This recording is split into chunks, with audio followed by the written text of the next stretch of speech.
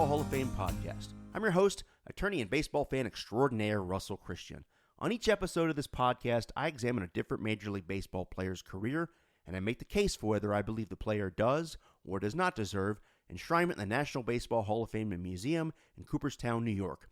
If you're someone that books your Airbnb or hotel in Cooperstown a year in advance, just in case your favorite player gets into the Hall of Fame next summer, then this is the podcast for you.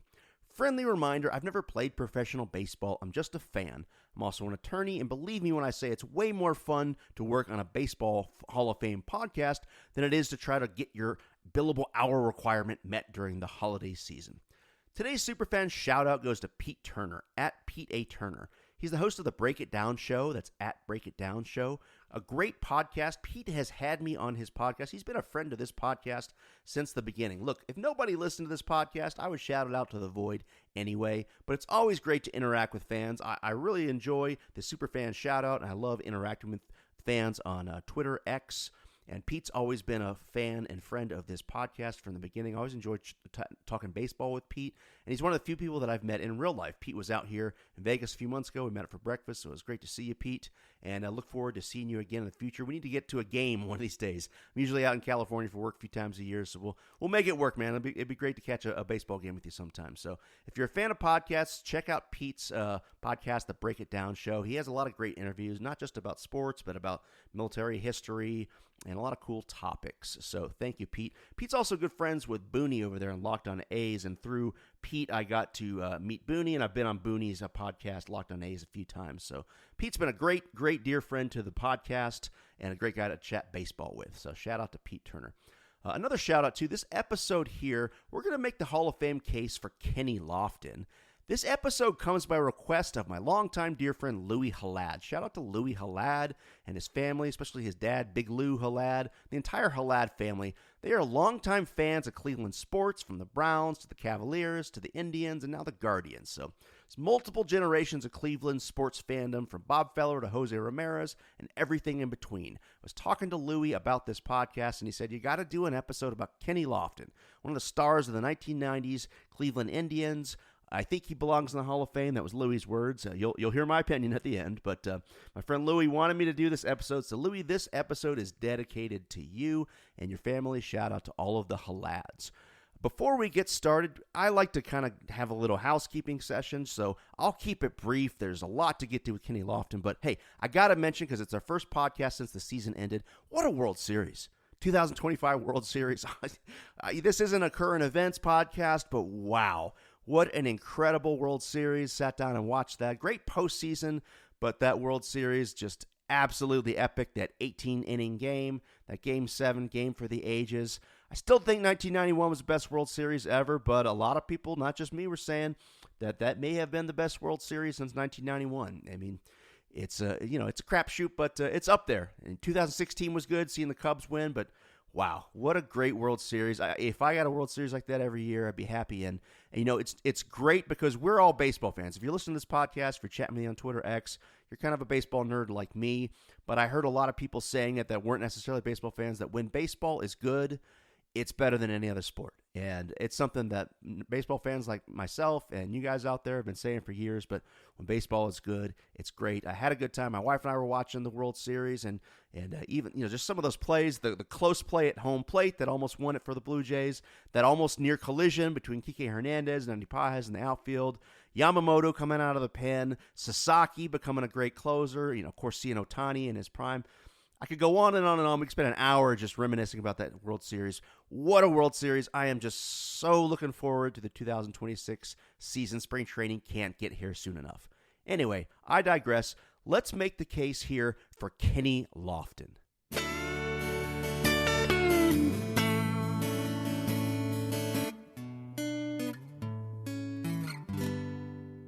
Kenneth Lofton was born on May 31st, 1967. He was raised by his grandmother, Rosie Person, in East Chicago, Indiana, and grew up in the greater Chicago area. If you look at the map of Chicago, it covers the states of Illinois and Indiana, and East Chicago is in Indiana, right near the southern tip of Lake Michigan, and right next to Gary, Indiana, home of the musical Jackson Family, as well as that really annoying music song from the Music Man you're about to have stuck in your head for the rest of the day. Sorry about that, folks. Speaking of the Jackson family, Kenny went to Washington High School, same high school where Katherine Jackson attended, mother of Michael, Janet, and all the other Jacksons.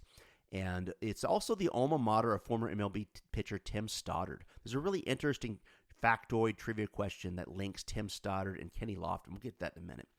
Kenny was left-handed. He was a star pitcher and center fielder on the Washington High baseball team, as well as an all-state basketball player. During Kenny's senior year of high school in 1984-1985, the basketball team went 24-2 and advanced to the semifinals of the Indiana State Championship.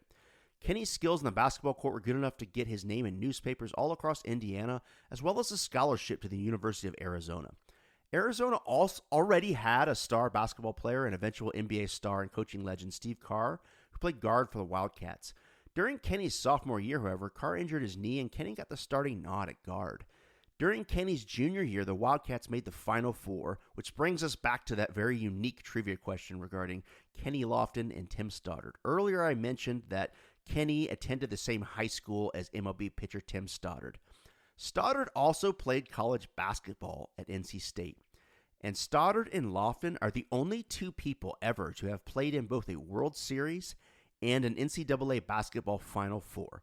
And they both went to the same high school, Washington High School in East Chicago. So if you're into trivia, there's a good question you can stump your friends with. I thought that was really neat. Although it can be argued that basketball was his primary sport during high school and college, during Kenny's junior year at Arizona, he also started playing baseball for the Wildcats, and word of his athleticism spread to the point where the Houston Astros signed Kenny Lofton as a 17th round pick during the 1988 amateur draft. That following summer, Kenny played 48 games for the Auburn Astros of the New York Penn League, and although he batted only .214, he stole 26 bases in 30 attempts. Although, as we'll get into in a second, Kenny's hitting skills quickly caught up with his blazing speed, this brief summer was a foreshadowing of Kenny's baseball career. For the time being, Kenny honored his promise to his grandmother to graduate from college, and he returned to Arizona for his senior year, where he started at point guard for the Wildcats, who reached the Sweet 16 of the NCAA tournament, where Steve Bishop of the Orange County Register noted that Kenny, quote, might be the quickest player in America. Kenny graduated with a degree in studio production and decided to give baseball another try in the summer of 1989, where he returned to the Auburn Astros, then was promoted to the Asheville Tourists of the South Atlantic League. The summer of 1989 saw Kenny's batting average starting to catch up with his speed, and by 1990 he was hitting .331 for the Osceola Astros of the Florida State League. Kenny was rewarded with his big shot in 1991, playing for the Tucson Toros of the Pacific Coast League, and Kenny stole the spotlight, batting .308 and stealing 40 bases. He was named to the All-Star team, and the Toros won the PCL championship. To cap off what must have been a very memorable year, Kenny was rewarded with a late-season call-up to the Houston Astros, and on September 14, 1991, Kenny made his Major League debut against the reigning world champion Cincinnati Reds at Old Riverfront Stadium. To set the stage a little bit, Kenny was definitely thrown right into the fire as he faced off against Randy Myers and Rob Dibble, two of the famed Nasty Boys from the Reds rotation. We've talked about the Nasty Boys a lot on this podcast. That was a fun rotation there for the Reds for a few years. Featured in part all-star closer Randy Myers, who had finished 5th in the Cy Young voting and 17th in the MVP voting the previous season, posting 31 saves and a 2.08 ERA with 98 strikeouts and 86.2 innings. During that 1991 season, the Reds experimented with Myers as a starter, a move that ultimately didn't work out, but it was no means the end of Randy Myers' career. In fact, once Randy Myers returned to the pen, he would lead the league in saves 3 more times, including a career-high 53 saves in 1993, and he'd retire in 1998 with 347 career saves. As for Dibble, another nasty boy, he was an all-star in 1990 and 91, and the 1990 NLCS MVP who, for those who remember, threw absolute gas and routinely reached triple-digit fastballs in an era where that was not common like it was today. So, to set the stage, Kenny's Major League debut, he's facing off against Randy Myers and Rob Dibble, two of the nastiest pitchers in the league. But if Kenny was intimidated or dealing with, MLB debut butterflies in his stomach facing the Nasty Boys, he certainly didn't show it, as he went 3 for 4 that day with a double, a walk, and 3 runs scored. But despite this auspicious debut, Lofton batted only .203 in a 20-game cup of coffee that 1991 season. As a result, the Astros made a move that 1991 offseason which would completely change the trajectory of Kenny Lofton's life and career. Houston decided to stick with Steve Finley as their center fielder, and as a result, Lofton and infielder Dave Rohde were traded to Cleveland for backup catcher Eddie Tabensi and pitcher Willie Blair. Now, it's always fun to look back on big trades with the eyes of hindsight, so if you follow me for a brief 2-minute segue, I'd like to look at this trade. So to briefly recap, the Houston Astros received Eddie Tabensi and Willie Blair, and they stuck with Steve Finley in the center field.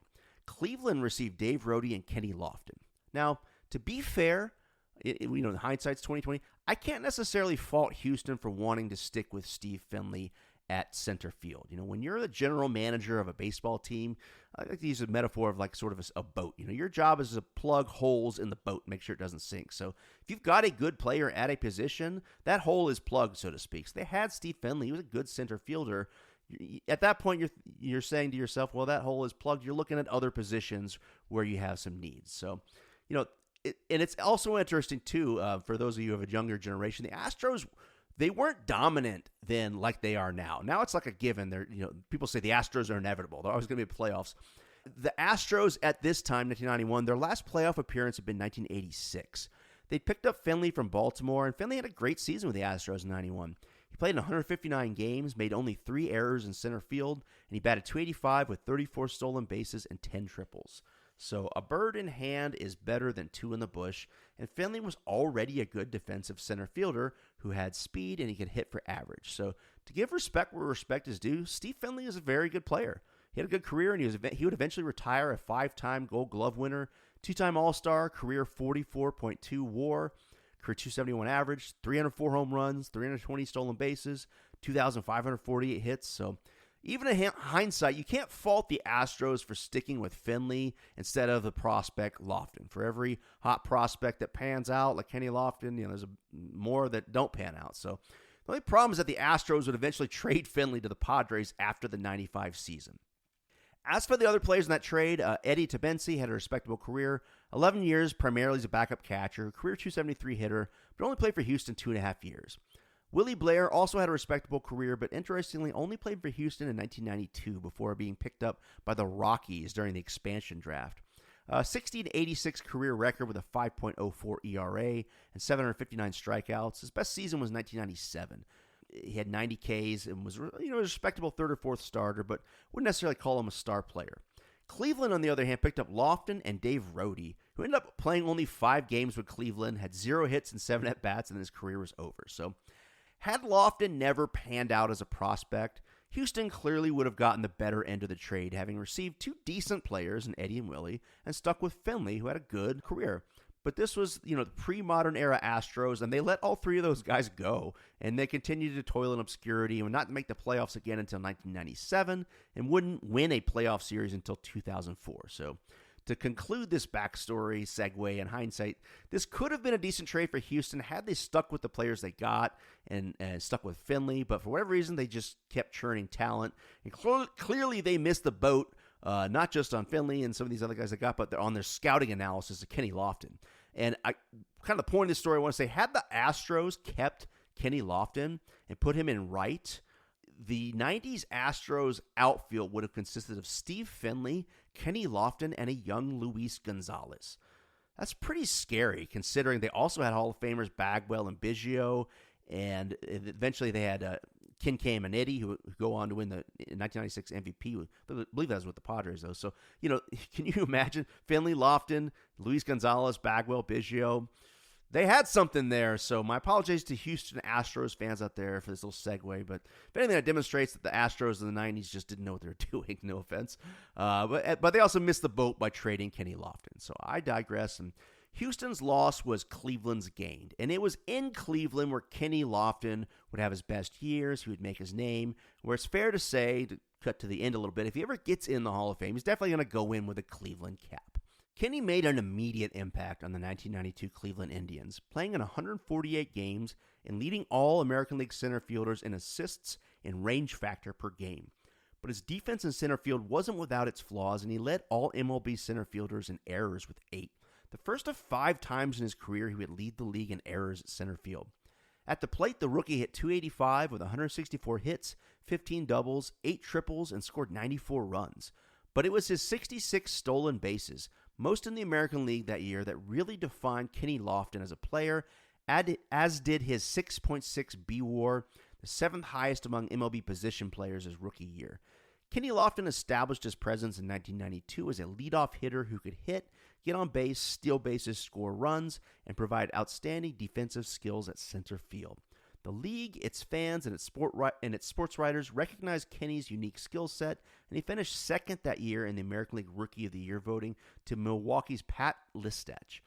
I know it's a slippery slope revoting awards, but I can't help here but stating what I think is the opinion that Kenny Lofton got robbed. If you look at their stats head-to-head, Lofton leads in almost every category except Listach had 4 more hits, 5 more RBI, and a batting average .05 points higher. Otherwise, Lofton led in almost every other category, including home runs. And one of the more bizarre statistical anomalies, Pat Listach won the 1992 AL Rookie of the Year hitting 1 home run, as compared to Kenny's 5 home runs. But in the long run, Kenny ultimately had the better career. Listach would only play 5 more seasons, and only playing 100 or more games one more time in his career. Listach would finish with a .251 average, 5 career home runs, and 116 stolen bases. Lofton, on the other hand, we're making an episode about him, so that goes to show he had a pretty good career.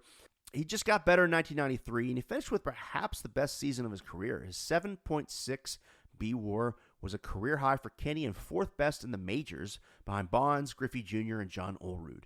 In addition to a 7.6 bWAR, Lofton finished with a .325 average, 116 runs, 185 hits, 28 doubles, and his 70 stolen bases led all of MLB. In center field, he led all of MLB in total fielding runs above average. But again, he also led in errors. But his fielding was good enough to win his first Gold Glove, and Lofton finished 15th in American League MVP voting. Curiously, however, he didn't make the All-Star team that year. Ken Griffey Jr. was AL's starting center fielder, and in another curious and perhaps controversial reassessment of prior awards, Toronto's Devin White was the AL's backup center fielder that year. A nod that arguably should have gone to Lofton, but neither here nor there. Lofton would make the All-Star game in 1994, his first of 6 All-Star appearances, and could arguably be considered one of the greatest casualties of the strike-shortened 1994 season, along with the Montreal Expos. In just 112 games that year, Lofton led all of American League position players with a 7.2 bWAR, which is just incredible for 112 games. Just as incredible, in only 112 games, Lofton led the American League in hits with 160 and stolen bases with 60. He also had 105 runs, 32 doubles, 12 home runs, and 57 RBI to go along with a .349 batting average, .412 on base percentage, .536 slugging, and a .948 OPS. Look, these are very good numbers for a 162-game season, let alone a 112-game strike-shortened season. And this 1994 season for Kenny Lofton is just one of the many sad what-ifs of that horrible 1994 baseball strike. It's amazing just to consider what kind of year, what kind of stats Kenny might have put up had he played a full season that year. But as it stands, he had a really good year in only 112 games. To many out there, this may have been that may have been the season that cost Kenny the Hall of Fame. Maybe he finishes that year with some very impressive stats. Maybe he wins an MVP. Of course, you never know what's going to happen in the postseason. So I could go on and on about the sadness of the strike-shortened year. But Kenny Lofton is certainly one of the many casualties of that season. As it stands, he made his first All-Star game that year and won his second Golden Glove, and he finished 4th in the MVP voting. Again, had he played a full year, kept up that pace, I think there's a good chance he might have finished a little higher, if not won the whole MVP. People forget, too, the strike continued into 1995, and as a result, the 1995 season was only 144 games long. But Kenny picked up right where he left off in 95, and in 118 games in 1995, Kenny led all of MLB with 13 triples, and he led the American League in steals with 54, to go along with 93 runs, a .310 average, and an MLB leading 11 assists in center field. But 1995 was perhaps the high point of Lofton's career for reasons that go beyond his personal stats. If you don't remember, his Cleveland Indians had not made the playoffs since 1954, when they lost the World Series to the New York Giants. They had not and still have not won a World Series since 1948, 3 years after the end of World War II, when Satchel Paige was pitching for the Indians. During this 41-year period from Cleveland's 1954 World Series appearance until the 1991 season, Cleveland was a perpetual basement dweller, finishing dead last 7 times and only had 8 seasons in which they even finished over 500. Their futility on and off the field was so bad that it was immortalized in the 1989 comedy Major League, which is easily, for me, a top 3 all-time baseball movie. It's one of my favorite movies of all time, period. And without spoiling it, it's fair to say the plot revolves around the Cleveland Indians being so terrible that the owner tries to get the team to tank even further to move them to Florida, at which point hilarity ensues. But all jokes about their futility aside, a funny thing was brewing in Cleveland in the early 90s, and I'm not talking about the smells wafting from the Cuyahoga River. I mentioned earlier that I dedicated this episode to my friend Louis Halad and his family, who are all Cleveland sports fans. Well, to give credit where credit is due, I remember Louis and his family saying in the early 90s that 1995 was going to be, quote, the Cleveland Indians' year. He said it often, and I'll be damned if his family prediction wasn't dead on the mark, because in what many considered to be a baseball miracle, everything came together for the 1995 Cleveland Indians. With Lofton setting the table as their star leadoff hitter, the Indians won 100 games that year, finished first in the AL Central, and they made their first playoff appearance since the Eisenhower administration. Now, Lofton struggled in Cleveland's ALDS win over Boston, batting only .154, but he turned it right around during the ALCS against the Seattle Mariners.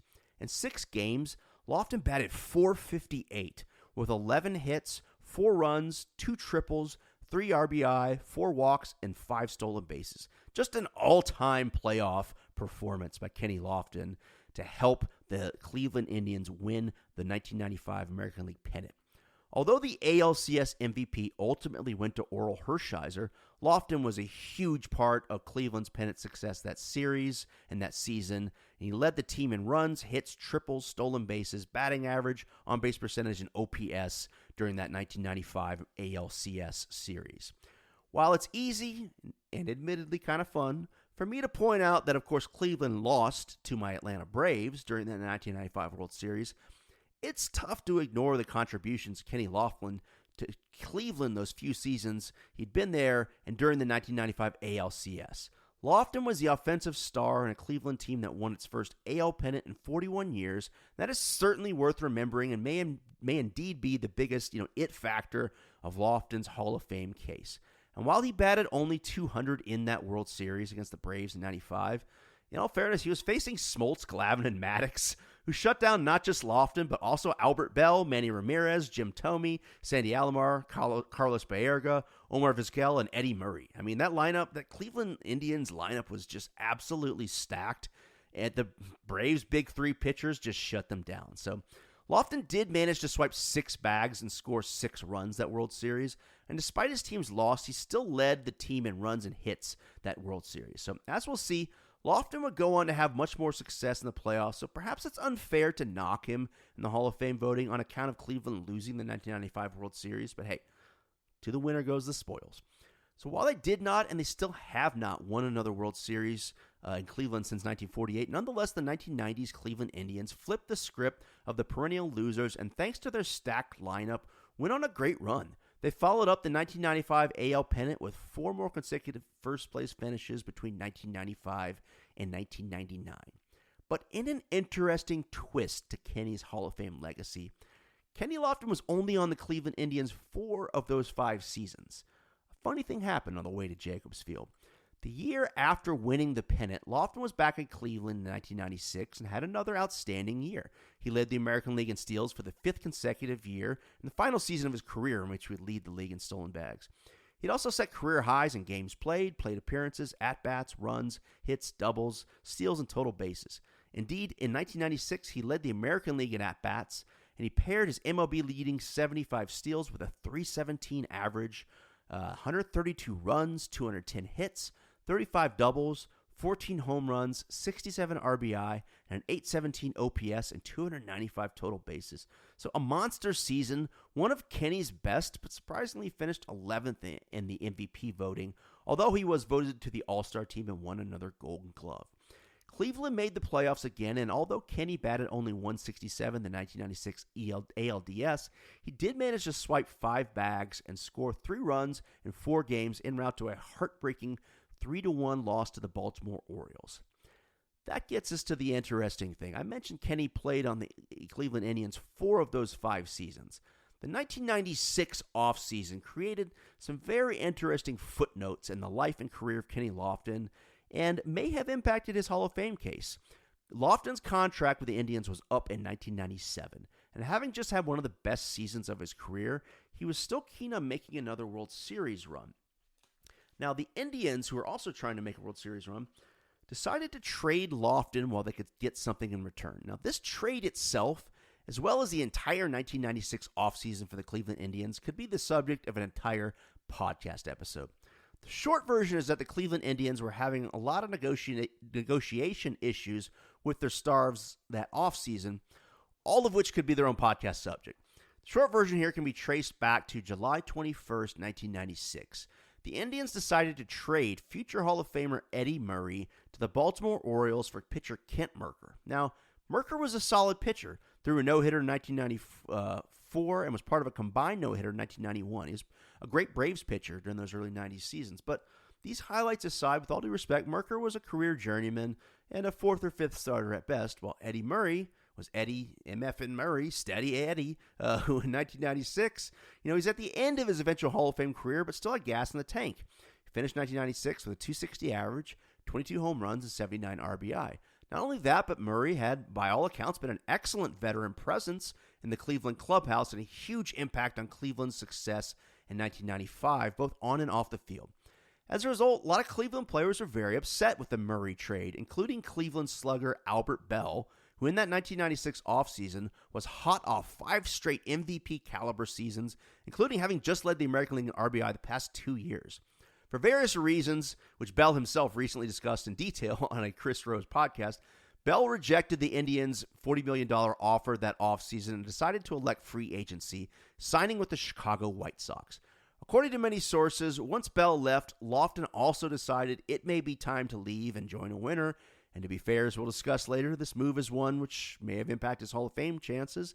There's a lot of differing stories, most of them involving Lofton being somewhat disgruntled over the trade of Murray and the loss of Bell.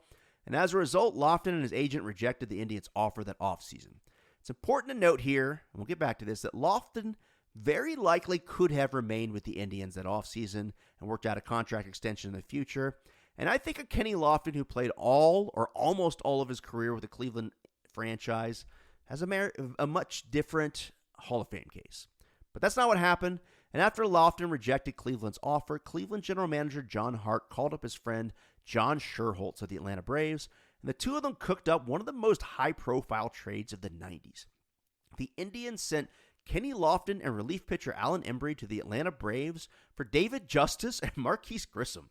This trade was wild, considering Justice and Grissom were huge key pieces of the 1995 world champion Braves, who had defeated Lofton and the Indians. I remember at the time, Braves fans were not happy about this.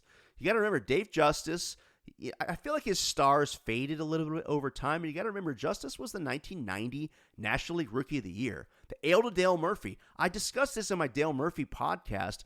When Dale Murphy knew he was going to be a free agent, he basically told the Braves, you should trade me while you should get some value out of me. And the trade of Murph to the Phillies opened the way for Dave Justice to go play in the outfield. So Dave Justice was the heir to Dale Murphy, 1990 National League Rookie of the Year. I remember that season, even though they finished last place, you had this feeling, this buzz, kind of like I have with the A's right now, that they had a lot of young talent and they were going to be good in the future. Of course, next year they make it to the World Series, thanks in large part to the season that Dave Justice had. So Dave Justice, this was wild. Justice was a bona fide star for Atlanta from 1990 to 96.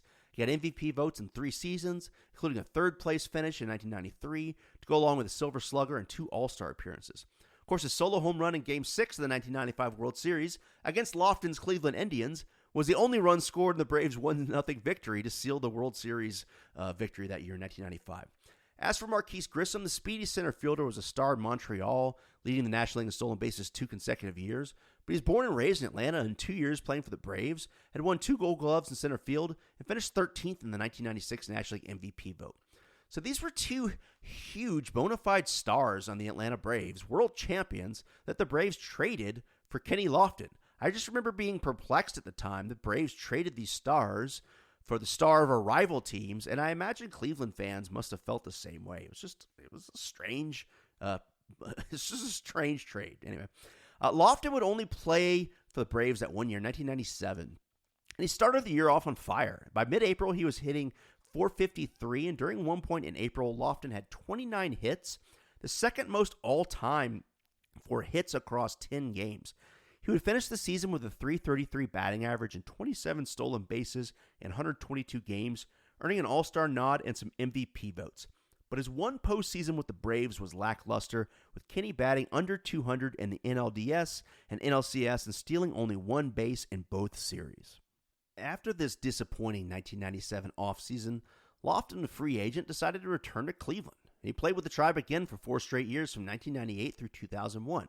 Picked up right where he left off, and Cleveland cruised to first-place finishes in 1998 and 1999 again, with Kenny earning 6.0 and 5.6 bWARs in those seasons, and All-Star nods in those respective seasons at the leadoff spot and in center field. Kenny had an outstanding performance in the 1998 ALDS against Boston, batting .375 with 6 hits, 5 runs, 2 home runs, 4 RBI, and 2 stolen bases. But in what unfortunately had somewhat defined his career, the 1998 ALCS against the Yankees and the 1999 ALDS against the Boston Red Sox, Kenny struggled, and his Indians just couldn't get the job done.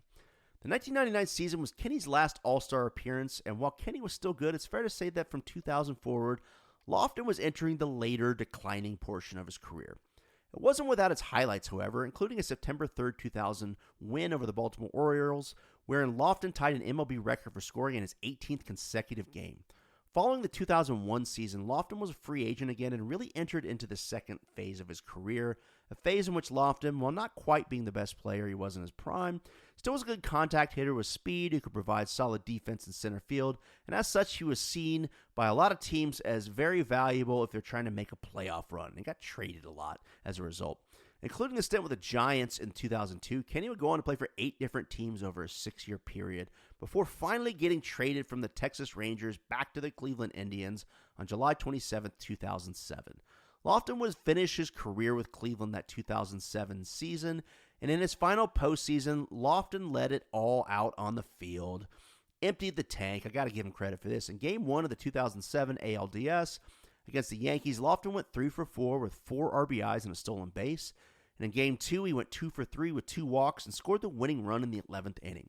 In Game 3 of the 2007 ALCS against the Red Sox, Lofton hit a 2-run home run against Dice K, becoming the 7th oldest player to hit a postseason home run. And in Game 4 of that series, Kenny stole his 34th and final postseason base, officially setting the MLB postseason record for most stolen bases. Unfortunately, baseball is a game designed to break your heart, as the great Bart Giamatti once said. And for Lofton and Cleveland, they would eventually lose that 2007 ALCS in 7 games to the eventual world champion Boston Red Sox. Thus unceremoniously ended the career of Kenny Lofton, as well as his lifelong quest for a World Series ring. Altogether, Kenny was a part of 9 different teams who finished first in their division, including 5 straight division winners between 1995 and 1999 with Cleveland and Atlanta, and while Kenny was in his prime. Although Kenny played in the playoffs in 11 different seasons with 6 different teams, including 2 World Series, 95 with Cleveland and the 2002 with the San Francisco Giants, which actually was the closest Kenny ever came to winning a ring. Got to say, he had 290 with 3 steals in a 7-game series, which featured the dramatic Game 6, in which the Giants had a 5-0 lead in the 7th inning, just 8 outs away from a World Series title, when the Angels came back to win and force a Game 7, and of course the Angels won Game 7, won the World Series that year. That Game 6 of the 2002 World Series was immortalized in the song 5-0 Lead by podcast favorite Dan Byrne off his album Doubleheader. If you want to hear more about Dan, I interviewed him on episode 21 of this podcast. He's a great guy, great songwriter, and he's been a great friend of the podcast. So shout out to Dan Byrne if you're listening. Happy holidays, Dan. Hope you're doing well. But getting back to Kenny Lofton, again, Baseball is a game designed to break your heart, and although Lofton was so close, he never won a World Series. Was a World Series victory the final missing link in a Hall of Fame career for Kenny Lofton? Perhaps.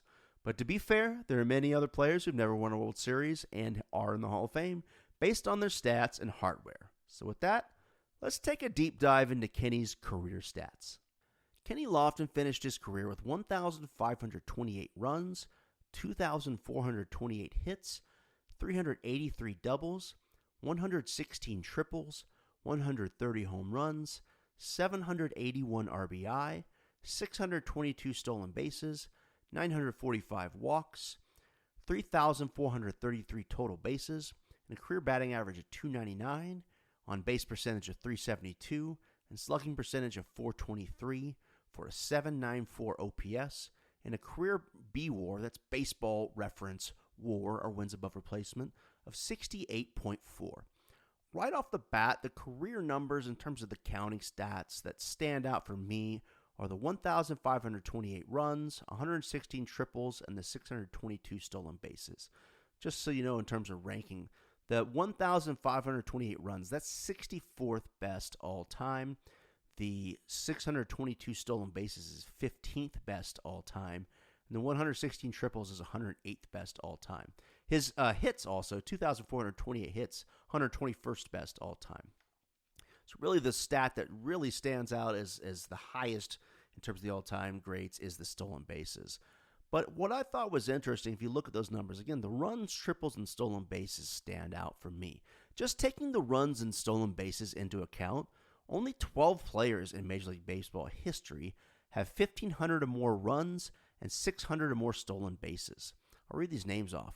It's Ricky Henderson, Joe Morgan, Tim Raines, Lou Brock, Kenny Lofton, Ty Cobb, Honus Wagner, George Davis, Max Carey, Tom Brown, Eddie Collins, and Billy Hamilton. Every one of these players is in the Hall of Fame except Lofton and Tom Brown. We may do an episode on Brown. Good player, played between 1882 and 1898. Probably not a Hall of Famer, but certainly in the conversation. Now, what makes this list really interesting is that of those 12, only 7 have 100 or more home runs. I'll read those names off.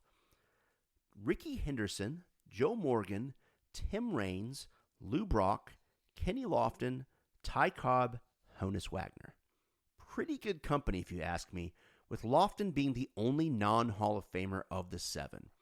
We can also take these 12 and look at players with 1,500 or more runs, 600 or more stolen bases, and 100 or more career triples. That's Tim Raines, Lou Brock, Kenny Lofton, Ty Cobb, Honus Wagner, George Davis, Max Carey, Tom Brown, and Eddie Collins. Of these 9, only Lofton and Brown are not in the Hall of Fame. Now, speaking of triples, I'm a big fan of triples, and if you look at the single season and career leaderboards for triples, you'll see it's mostly players from the 19th century and the dead ball era. It's worth noting that in the modern era, 1947 to the present, Kenny Lofton has the 15th highest career triples total with 116. The most career triples in the modern era is Roberto Clemente with 166.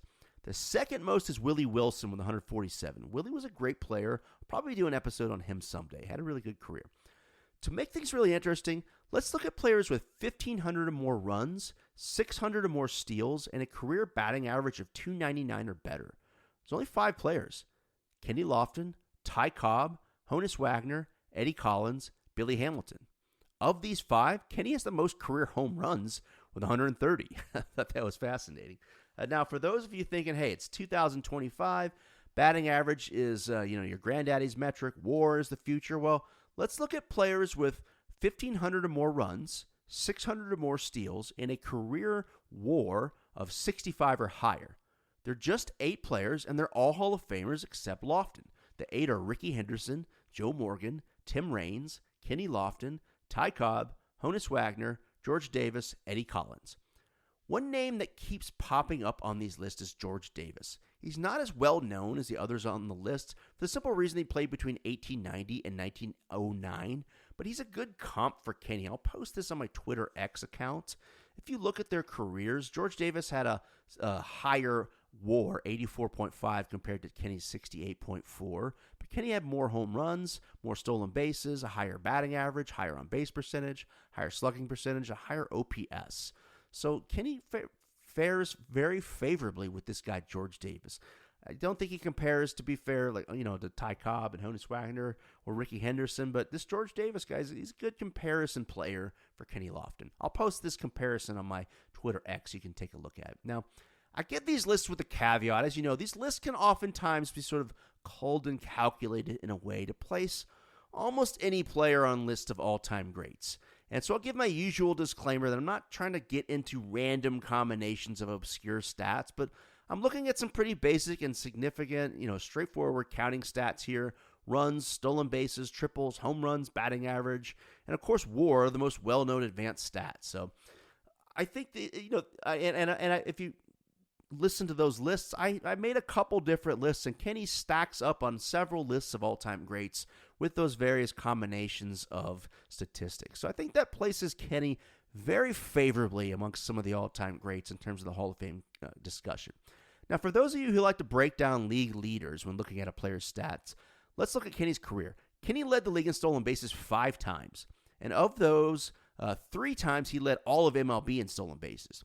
Now, it's worth noting, because I know some of you are thinking it, that during 4 of those 5 seasons, Kenny was in the same league, the American League, as Ricky Henderson. In 1996, Kenny was still in the American League with Cleveland, and Ricky was in the National League with the Padres, but Ricky had, air quotes, only 37 stolen bases that 1996 season, and Kenny 75 led all of MLB. So this is a cool part of the Kenny Lofton story. He kind of stole the crown from stolen base king Ricky Henderson. If you look at their career stats side by side, you'll see Ricky led the AL in steals every season between 1980 and 1986, then again every season between 1988 and 1991. The 1987 season, Ricky was hurt, played in only 95 games. That was the season, of course, the very famous season where Harold Reynolds led the American League with 60 steals and led to the famous story, one of the great all-time Ricky stories about Ricky calling Harold to congratulate him for winning the stolen base title in 1987. I won't steal Harold Reynolds' thunder. If you haven't seen it, go on YouTube. I'll post a link on my Twitter X account. Harold Reynolds has a funny story about leading the league in steals the year that Ricky Henderson was injured. So with the exception of that injury-shortened 87 season, Ricky led the American League in steals for over a decade. So Kenny was the new kid in town. It's a changing of the guard in a way, and he took the steals title from Ricky for 5 straight years. The conclusion to that story, of course, is the fact that in 1998, at the age of 39, Ricky led all of Major League Baseball with 66 steals during his last season with the Oakland A's. So Ricky, no doubt, was fueled by the fire of indignity of losing his crown for 5 straight years to Kenny. So I think it's an interesting side note to the Kenny Lofton story. I'm not saying he was as good as Ricky Henderson, but he was a supporting character of sorts to the drama of the career of the great Ricky Henderson. But enough about Ricky. Let's stick with Kenny. In addition to leading the league in stolen bases 5 times, Kenny led the American League with 160 hits and a 7.2 WAR in the strike-shortened season of 1994. He led all of Major League Baseball with 13 triples in 1995.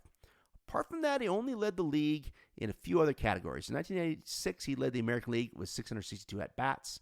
And in 1997, with the Braves, he led all of MLB in times caught stealing with 20. One final note with regard to Kenny's offensive stats, and I want to give credit where credit is due. I always like to cite my sources. I watched a great video on YouTube by Jolly Olive. I think his name is actually Jack, but he works for John Boy Media, and whom you can follow on Twitter X at @Jolly_Olive. Jack put together a great video about Kenny's Hall of Fame case, which I watched while researching this episode. And there's a few notes from Kenny's stats I learned from that episode, and I want to mention now because I think they make a really good argument in favor of Kenny's Hall of Fame case. But again, I want to cite my sources. So big thanks to Jolly Olive. Go check out his video. I'll post a link to it on my Twitter X account. Since 1961, that's the dawn of the expansion era, only 2 players have had 3 seasons of 60 or more stolen bases, 100 or more runs, and a 300 or higher batting average. Those 2 players are Kenny Lofton and, of course, Ricky Henderson. Even more interesting, since that expansion era began in 1961, only 3 players have had 200 or more hits and 75 or more stolen bases in a season. Ricky Henderson wasn't one of them. Very interesting. It was Lofton in 96, Willie Wilson, who we talked about a second ago, in 1980, and Maury Wills in 1962. Additionally, Lofton is just one of 8 players in MLB history since 1961 with 4 or more seasons of 25 or more stolen bases and a 400 or more higher on base percentage. Of those other 7 players, all of them are in the Hall of Fame except for Barry Bonds, who had 9 such seasons, and Bobby Abreu, who had 6 such seasons and was the subject of episode 11 of this podcast. If you're a Bobby Abreu fan, go check out that episode and make the Hall of Fame case for Bobby Abreu. Now let's look at Kenny's fielding stats. Kenny Lofton played center field for most of his career, a premier defensive position. During his 17-year career, he led the league in assists 4 times and led the league in total fielding runs above average 3 times. He led the American League in range factor per game once in his 1992 rookie season, and he led the league in double plays twice. He also led the league in errors 5 times. His all-time ranks among center fielders: game played, 1,984 games, that's 9th all-time. He ranks 8th all-time in putouts, 16th all-time in assists. He also ranks 23rd all-time in double plays turns, 6th most in the modern era. He also ranks 5th all-time for total zone runs. Andrew Jones is number 1. We're going to get to Andrew in a little bit when we talk about Kenny's legacy in center field. So, was Kenny Lofton ever the best player in baseball? And if not, was he one of the best players for a sustained period of time? It's an important question in any Hall of Fame discussion. One stat we've explored before on this podcast is JAWS, which stands for the Jaffe WAR score system. It's a system designed by sports writer and fellow Hall of Fame enthusiast Jay Jaffe, which is calculated as such. JAWS is a player's career WAR, or wins above replacement, averaged with his 7-year peak WAR. What I always find interesting about JAWS is that those 7 peak years don't have to be consecutive. As you know, many players have kind of ups and downs in their career, and I think it's really cool when a player has that last season or 2 of dominance at the end of their career, kind of emptying the tank, if you will. So, in short, JAWS is a way to quantify a player's overall peak years. However, it's worth noting, as Jay mentions on the website, Baseball Reference, JAWS can't this is his quote, JAWS can't incorporate everything that goes into a player's Hall of Fame case. It makes no attempt for account for postseason play, awards won, leagues led in important categories, and career milestones, accomplishments that are better handled via the Bill James Hall of Fame standards and Hall of Fame monitor metrics. So it's just one tool in the toolbox to sit here and analyze the Hall of Fame. All that being said, I admire Jay's work, and I think it's a really fun way to sort of quantify a player's peak years. So enough talking about JAWS. Where does Kenny stack up on JAWS? Kenny Lofton's JAWS score is 55.9, which places him 10th all-time in JAWS amongst center fielders, sandwiched just behind Carlos Beltran at 9 and shockingly higher than Andrew Jones at 11. I discussed Carlos's Hall of Fame case in episode 10 and Andrew's Hall of Fame case in episode 8. So if you haven't heard those, definitely check them out. Spoiler alert, I think both those guys belong in the Hall of Fame. So to have Kenny ranked with them in the JAWS fares well for his Hall of Fame case. Speaking of Kenny's Hall of Fame case, before we move on from JAWS and Jay Jaffe, I want to mention just a brief excerpt from Jay's book, quote, The Cooperstown Casebook, where Jay Jaffe speaks very highly of Kenny Lofton, remarking that, quote, given Tim Raines' election, the next leadoff hitter worthy of a Cooperstown push from stat heads is Lofton. He goes on to say that, quote, atop power-laden Indians lineups, the electrifying Lofton rode his combination of table setting and defensive skills to the major's 4th highest WAR from 1992 to 1999, trailing only Bonds, Griffey, and Jeff Bagwell. So that's some high praise from a well-known and respected authority on the Hall of Fame. As I mentioned, JAWS is derived in parts from a player's career WAR, or wins above replacement.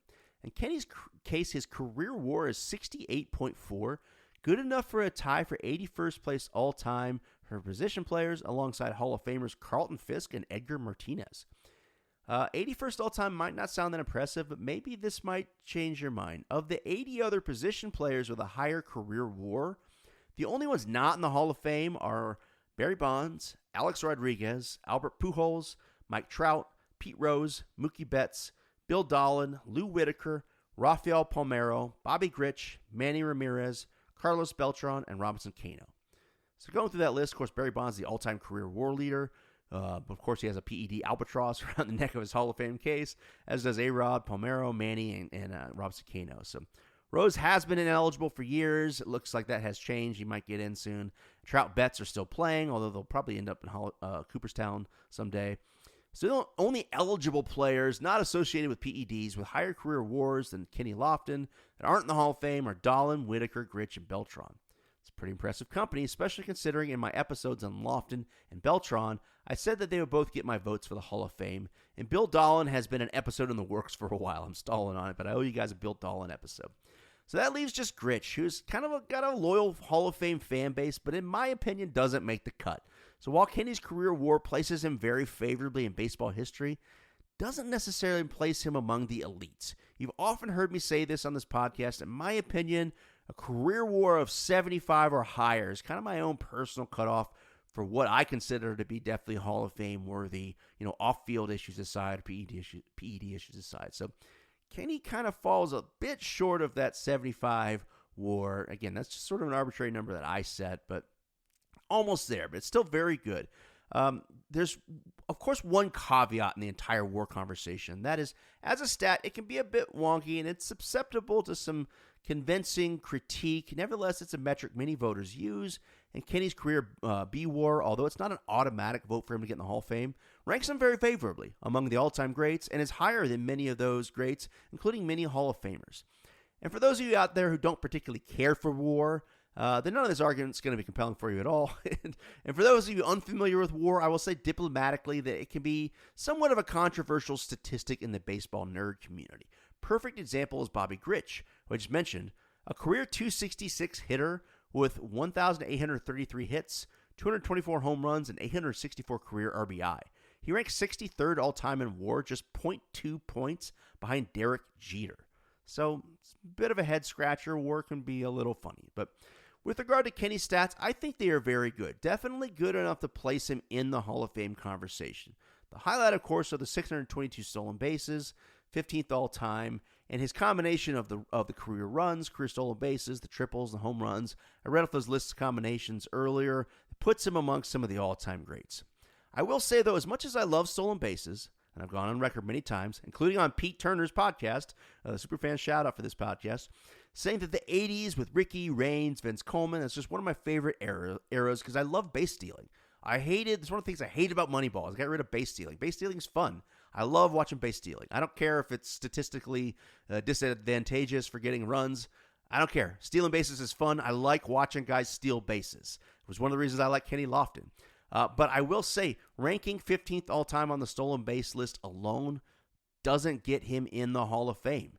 The aforementioned Vince Coleman is 6th all-time with 752 steals, including 3 seasons of 100 or more stolen bases. However, I do not believe Vince Coleman is a Hall of Famer. And it's not just because he threw a firecracker in a crowd of kids. I think Vince Coleman was, in short, a one-dimensional player. He stole a ton of bases, but I don't think any other aspect of his game really warrants a Hall of Fame. And great player, great base stealer, but not a Hall of Famer.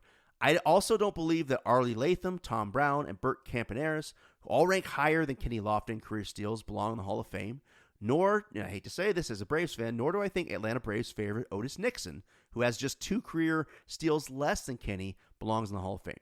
So the the stolen base numbers alone, I don't think get Kenny into the Hall of Fame, as impressive as they are. But for Kenny, in contrast to Vince Coleman and Otis Nixon, some of those other players I mentioned, he was a more well-rounded player. He wasn't just a one-dimensional stolen base threat. He could hit, he could field. So although none of his career counting stats or averages really, to me, are high enough to get him in the Hall of Fame without some other supporting arguments, he nevertheless has some of those supporting arguments. With that, let's look at his hardware. Kenny Lofton was a 6-time All-Star and a 4-time Gold Glove winner.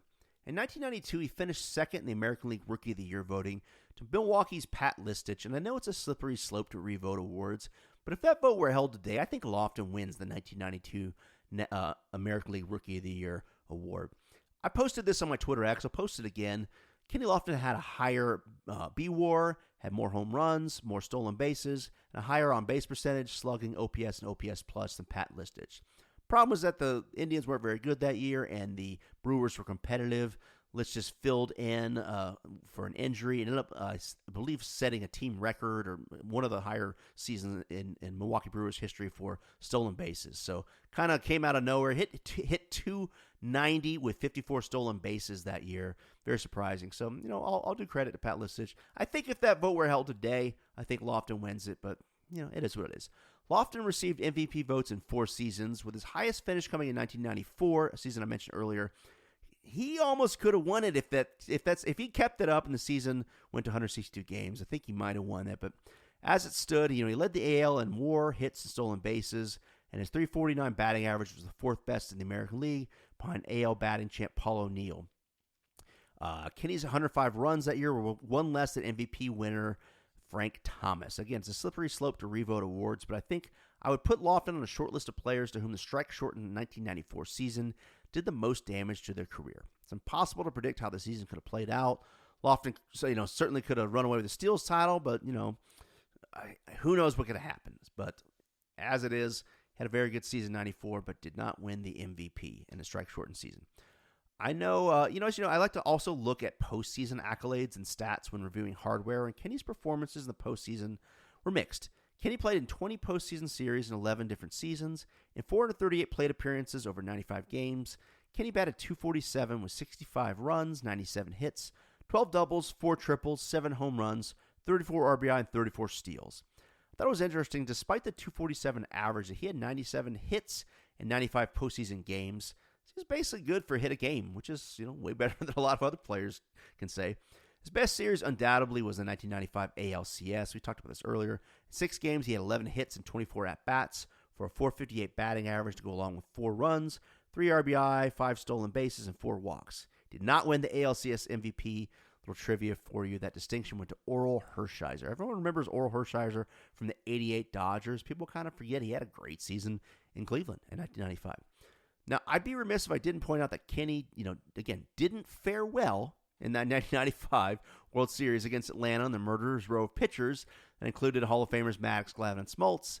And despite 6 stolen bases, Kenny hit only .200 that series, as the Braves, of course, went on to beat Cleveland to win the 1995 World Series. Kenny hit .300 or better in 5 different postseason series. He had 7 series with 2 or more stolen bases and 8 series in which he scored 4 or more runs. Despite being more of a contact hitter, he also had a home run in 6 different postseason series, including 2 home runs in 4 games during the 1998 ALDS. There's more to explore, including advanced stats, but the short version was that for the most part, Kenny Lofton played very well in the postseason. Despite his excellent play in the postseason, Lofton never won a World Series, which to many voters is a big knock against his Hall of Fame case.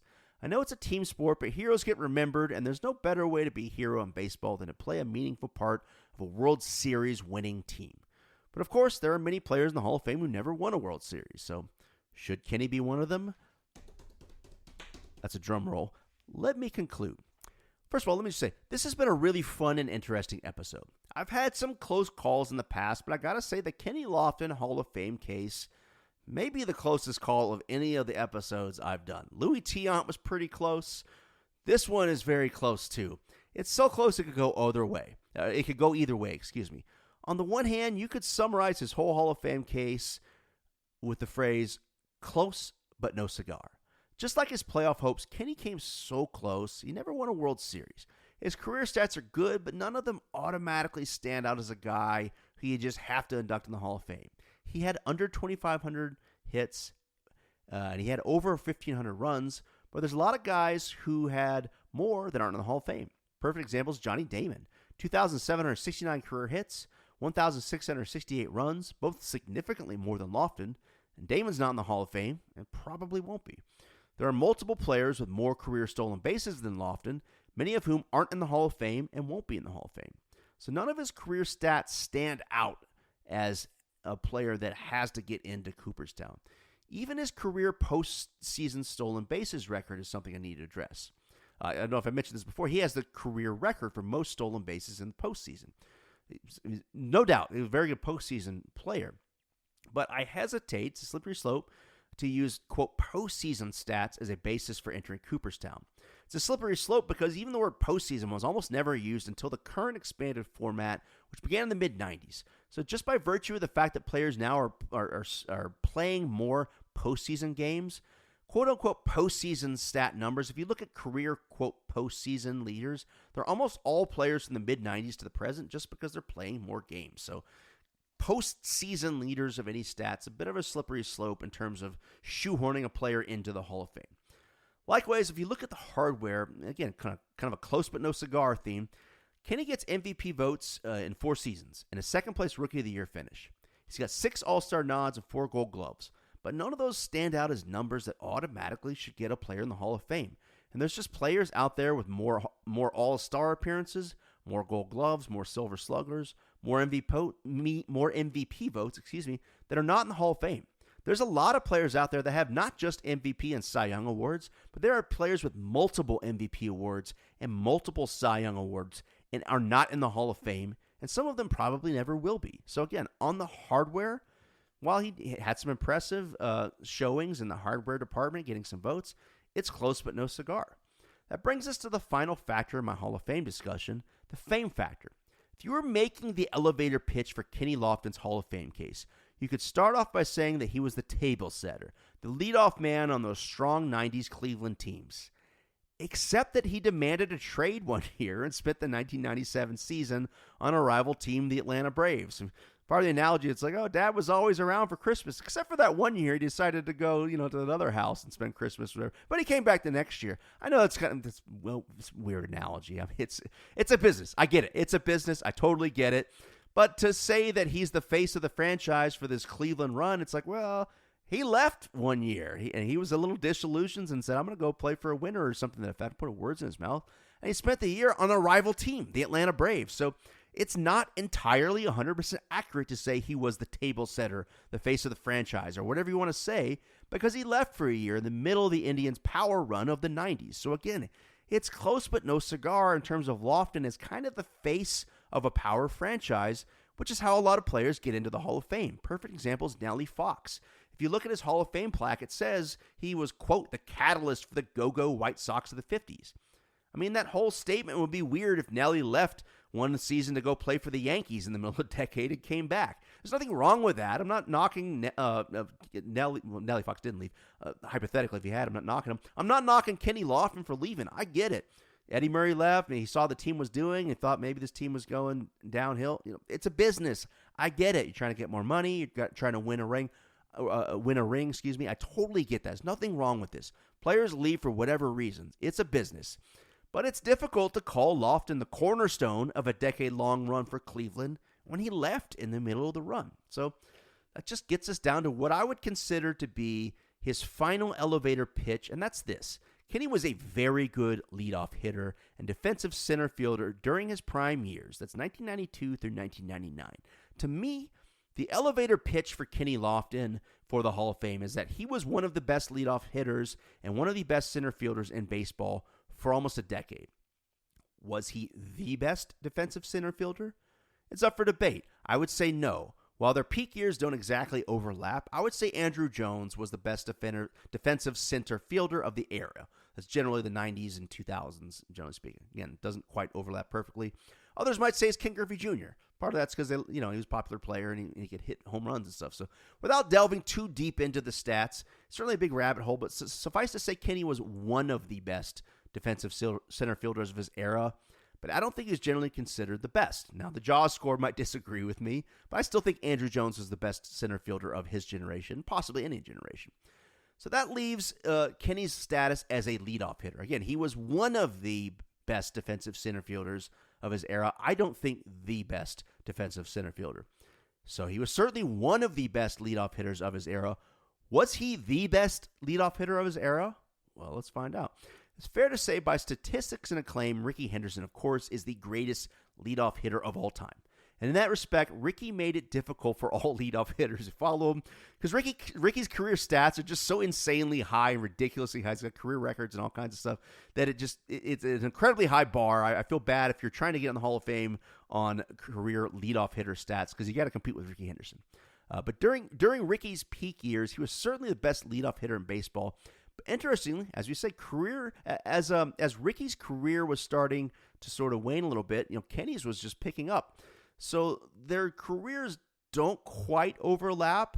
They overlap in that Kenny's prime was sort of Rickey's, declining era, which, as we'll get to in a bit, even Rickey Henderson's declining era is still pretty good. We'll get to that in a second.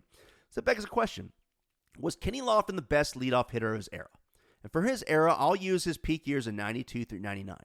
Now, if you look at the other great leadoff hitters from this period, if you look at All-Star Game leadoff hitters, you see a lot of names like Roberto Alomar, Ozzie Smith, Marquise Grissom, who we mentioned before, Greg Jeffries, Lenny Dykstra, Lance Johnson, Craig Biggio, Brady Anderson. Those are some names that pop up as leadoff hitters on the All-Star teams during those periods. Now, I want to see how Lofton stacks up against some of the best leadoff hitters who are in the Hall of Fame. Now, for this exercise, I'm going to take Ozzie Smith out. I just mentioned his name. He retired in 96, and although he's an all-star his last few years, there's more out of respect. He's kind of at the end of his career. His prime was in the 80s, so I'm going to take him out of this equation. If we're asking who is the best leadoff hitter of that era, 92 to 99, you look at those names that were in the all-star team, and you look at those guys in the Hall of Fame. The two guys who were on all-star teams as leadoff hitters during that era and who are in the Hall of Fame are Craig Biggio and Roberto Alomar. I'm going to throw this up on my Twitter X. You can go on StatHead and do the Versus Finder. Between 1992 and 1999, I compared Biggio, Lofton, and Roberto Alomar. How do they stack up? Well, if you're an analytics guy, Kenny Lofton has the highest career WAR during that era, 47.5, over Craig and Roberto. He also has more stolen bases, 431, almost twice the amount of stolen bases of Roberto Alomar. Without getting too far into their stats, it's pretty close. Alomar has the highest batting average, 313. Lofton second at 311. Biggio has the highest on base percentage, 394, but Lofton's right behind him, 387. It's pretty even. It's really close. Again, if analytics are your thing, Kenny Lofton has the highest bWAR of these three leadoff hitters. By counting stats alone, again, he's got the most stolen bases, almost twice as many as Roberto Alomar. He has more hits than Alomar, a higher batting average than Biggio, but the flip side is the power numbers weren't there. His 63 home runs during this period are almost half of Biggio and Alomar's totals. He has the least RBI of the three and the lowest on-base percentage, slugging, and OPS. Although it's all very close, I'm going to throw that up on my Twitter X for you to see. Now, just for fun, even I mentioned earlier, Ricky was kind of in the declining phase of his career. But hey, the declining phase of Ricky Henderson's career is still pretty damn good. So for that same period, 1992 to 1999, I'll throw this up on Twitter X too. If you throw Ricky Henderson into the mix, so you're comparing Ricky Henderson, Craig Biggio, Roberto Alomar, and Kenny Lofton between 1992 and 1999, guess what? Ricky Henderson has 340 stolen bases, the second most behind Lofton, and he leads all four of these guys in on-base percentage during that era with 410. So even Ricky's declining years, there's an old saying, I think it was Tony La Russa said, if you cut Ricky Henderson in half, he's two Hall of Famers. Whew, man.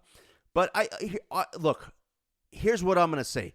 It's close, but it's no cigar. I don't think any of this stands out as Kenny Lofton being the best, definitively the best leadoff hitter of his era. Now, if you want to look at just WAR, yeah, he's got the highest WAR of that era. But the stats are close. It certainly shows that he stacks up with Biggio, Alomar, and Ricky, who are not just in the Hall of Fame. And Ricky, some people, I saw Ken Griffey Jr. put on his list of the top 5 greatest players of all time. Ricky Henderson is in his own category. So the fact that you're comparing Kenny Lofton with Hall of Famers Craig Biggio, Roberto Alomar, and Ricky Henderson, and having this conversation of who was the best leadoff hitter in baseball for almost a decade, I mean, the mere fact that we're even having this conversation, to many, might be enough to say, yeah, well, he belongs in the Hall of Fame. He was that good. But again, it's close to no cigar. With the exception of the bWAR, which for some is the end-all be-all, but not for me. I just don't think the numbers are clear that Kenny Lofton is absolutely the best leadoff hitter of the 90s. But it's fair to say, again, he's in the conversation for one of the best, and certainly top 3 to 5 best leadoff hitters of his prime era and generation. So to me, Kenny's elevator pitch would be that he was one of the best leadoff hitters of his generation and one of the best defensive center fielders, a table setter for a powerhouse Cleveland American League team, and a perennial playoff standout who finished his career as one of only 7 players with 100 or more home runs, 1,500 or more runs, and 600 or more steals, and only one of those 7 who's not in the Hall of Fame. Whether or not Kenny ever makes it into Cooperstown, he had one hell of a career. One which apparently has been lacking that one big exclamation mark to get him over the hump into Cooperstown. Whether that be his lack of a ring, his missed time during Cleveland's run, his lack of a single defining career stat that just locks him in, whatever your reason, Kenny Lofton's career has up to this date been close to Cooperstown, but no cigar. So really it kind of boils down to this. Whether or not you think Kenny Lofton belongs in the Hall of Fame depends on whether you're a big Hall or small Hall kind of guy.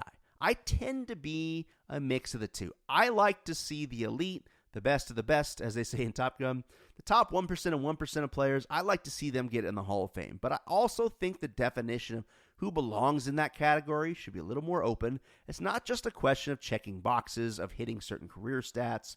There's a total package analysis of stats, hardware, fame.